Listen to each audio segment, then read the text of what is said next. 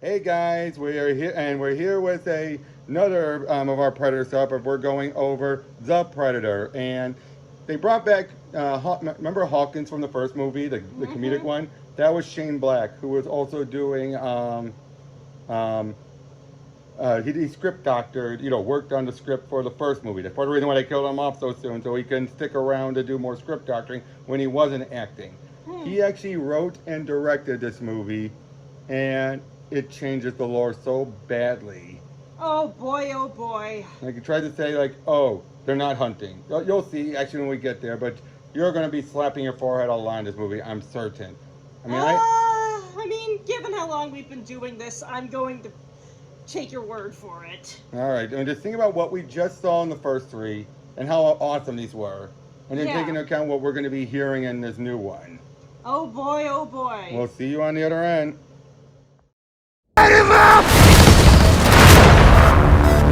We may die. We're still here.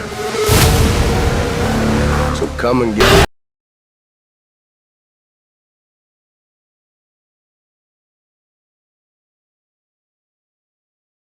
Hey guys, I am so fucking tired.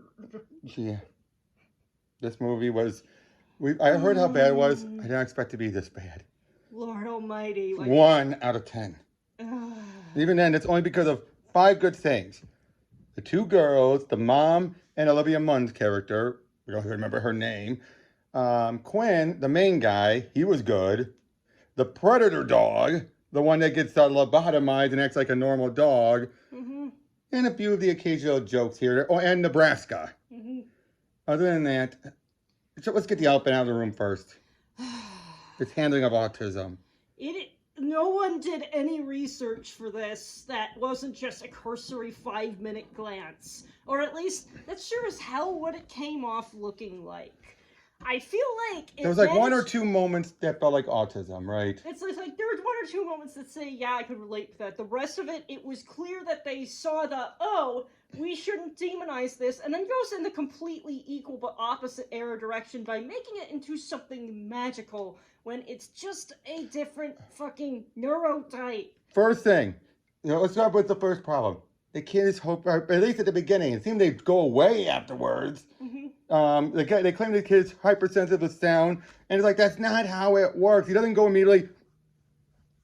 Not like that. The It builds. way I described It's overload. It's overload. It's overload. The way I described it is kind of the way the status effects work in the Dark Souls games, where you have a bar on screen that slowly builds up, or builds up faster depending on your degree of exposure to the thing, and then hits you with the status effect, which then slowly goes down. That's a much more accurate representation. And you know, so the kids then find as the movie goes on, when he should also at the same time, because a simple dog bark made him go.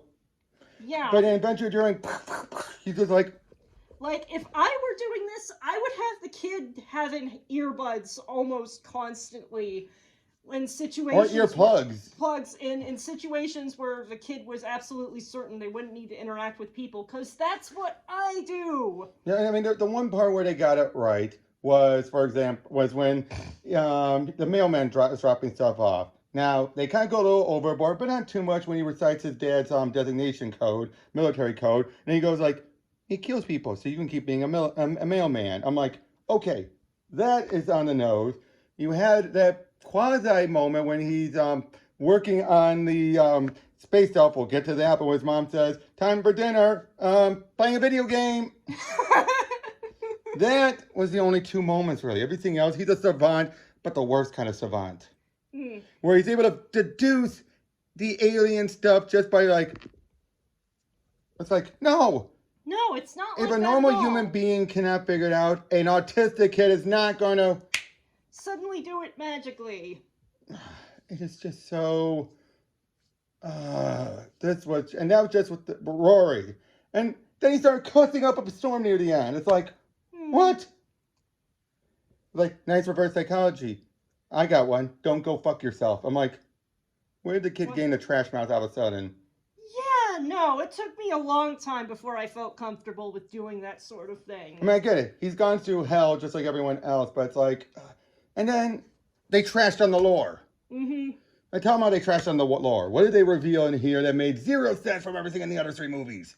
That apparently all of the spine taking was they were trying to improve themselves by hybridizing from the DNA of other creatures, rather than, being the proud warrior race to just do it on their own strength. And they made it seem like that. Now, most people have been trying to say that to undo it all, they're saying this was a section that separated itself from the main tribe, which I hope so. And the one that was a traitor was actually a one that was trying to follow the old ways, and the new people didn't like him. Because the point where it says, traitor eliminated. It's like, wait, what? But yeah, the Predator here was better than the one from Predators. I will say that. Would you agree with that? Yes, but that's a very low bar to clear. Yeah. And the losers. And the loonies. Except for Nebraska and Quinn. They were beyond stupid. Especially, you had another Tourette's guy who just starts cussing up a storm. And then there's a point where he says, eat your pussy. And she's like, I'm sorry, what did he say? It's like, did we say, oh, ignore him, he has Tourette's, he didn't mean it. No, instead they're like, he should have said it. They just all for this long get. The humor in this was so forced. Yeah, it's just like, is this going to be over? I'm so tired. We eventually went going by 1.5 just to get it done sooner. It's just like, yep, there is a point in this movie. This isn't worth This is worse than Rebirth of Mothra 2. Yes, at least with Rebirth of Mothra 2. It was just boring. It was just boring, and its terribleness was largely self-contained to its runtime. Yes. The unfortunate thing is that a lot of people are not going to know enough about autism either way, and are just going to absorb this movie's bullshit and not question it. At least Power Rangers got it right. But this is, and again, it's focused on a hyper-specific type of autism who are able to do all the incredible stuff, but not to this degree, of course. When it's like, but what about the people who are normal autistic? The ones who are socially awkward and are just struggling to get through life, but they're not the savants. What about them? What about those who do legitimately have intellectual or physical disabilities that go on with the condition that are never going to be able to do anything quote unquote productive? Oh, and then the whole point of this is not necessarily, if this condition is actually okay because it makes you useful. No, you should just love people because they're people no matter what they may happen to be. And this is just the equal but opposite error. I feel like it's the same sort of mental mistake of going from, seeing more like remote tribal people as primitive and savage to thinking, they're mystical and magical. You haven't fundamentally changed the error of thinking of fundamentally othering them. Exactly. And then you also have the point where the guys, one of the loonies says, his boy's retarded. Yeah, no, that's We've been having to deal with this shit this past week as of this recording of that one guy online who keeps on saying we're mentally disabled because we're autistic and is trying to claim you're even less functioning than I am. I'm sorry, that's just as bad, wouldn't you say? As what that guy's saying that? Hence my thing is I'm just so fucking tired. And again, after the first three movies. The first three movies were really good. They were really good. This felt like they wanted to just shit on 30 years by this point. 30 years of lore. Just to try and do it. Now, if this was like the second movie and they introduced some of the stuff, minus the autistic part, that would have been fine. If this was the second movie, this would have been fine because it was establishing more with the stuff. Now it's doing it after 30 years, tells you that they even care about the lore. They were trying to change it all, and in the end, it turns out the first Predator brought this Predator killer armor, and yet it's like, but wait, if he brought this armor, why was he killing everybody? If he wanted humanity to have it, why was he killing everyone? That makes zero sense, right? This movie was just a load of garbage.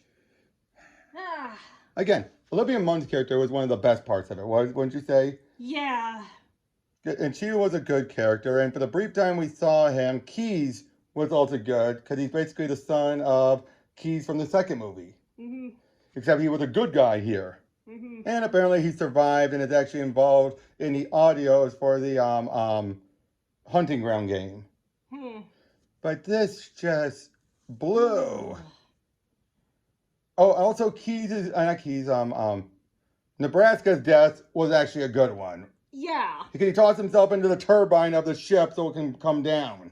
You know what I mean? It's just like, okay, that's actually a pretty awesome death. And then you had I'm trying to think, what was one of the lines that we actually liked? You know what I'm talking about, right? There was that one line I told you about. Oh yeah. A guy's he's holding the dart gun. He's like, you think you're gonna kill me with a dart gun? Yeah, shoots him in the eye. Then later, like, come with me and no one has to die. Dad points to the dead body. No, and from now and from here on out. That was funny. It's like, yeah, and that's also what autistic kid would do. Like, no one has to die. Dad. Yes, just the Pointing out the technicality, like, oh yes, Dad. the urge to point out technicalities exists. Like, you just killed a guy. You just killed a guy. No one has to die further. That was funny, but for the most part, 90% of the jokes fell flat. Garbage fire. It's just like, what the hell were they doing? Oh, and then they had that one normal dog. We never saw that dog again. I like that dog for what little we saw him.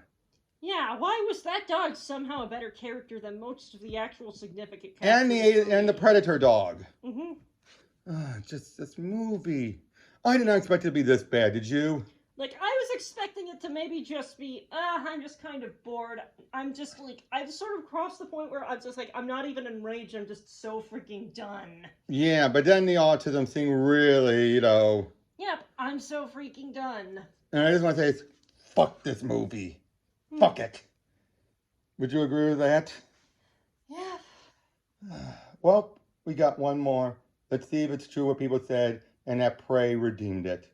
It doesn't have a very high bar to clear, that much is for certain. But I hope it's true what they say and it's very much like the first one.